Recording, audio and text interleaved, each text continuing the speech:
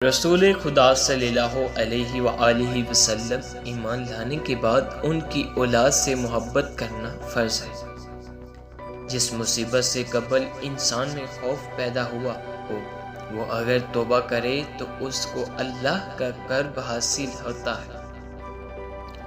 گناہ ایک طرح کا ناسور ہے جسے ترک نہ کیا جائے تو بڑھتا ہی جائے گا۔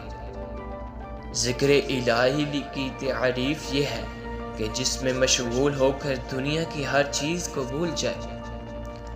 جو شخص مصیبت میں اظہار ندامت کرے وہ فرما بردار ہے۔ صبر کرنے والا درویش شکر کرنے والے مالدار سے بہتر ہے۔ مومن کی تعریف یہ ہے کہ نفس کی سرکشی کا مقابلہ کرتا رہے، اور عارف کی تعریف یہ ہے کہ اللہ کی اطاعت میں ہمہ تن مشغول رہے۔ دل کی آنکھ عبادت سے کھلتی ہے، اس کی رسائی لامکان تک ہے۔ اللہ تعالی جسے چاہے اپنی رحمت سے خاص کر لیتا ہے۔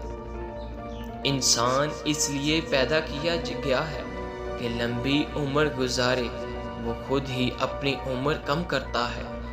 اگر انسان احکام الہی کے مطابق چلے تو وہ لمبی عمر پائے گا۔ یتیم وہ نہیں جس کا باپ فوت ہو گیا ہو، بلکہ یتیم وہ ہے جس کے پاس علم و ادب کی دولت نہیں۔ اللہ تعالیٰ اپنے بندے میں اس سے بھی زیادہ پوشیدہ ہے، جتنا کہ رات کی تاریکی میں سیاہ پتھر پر چیونٹی رینگتی ہے۔ اللہ تعالیٰ جسے چاہے اپنی رحمت سے خاص کر لیتا ہے۔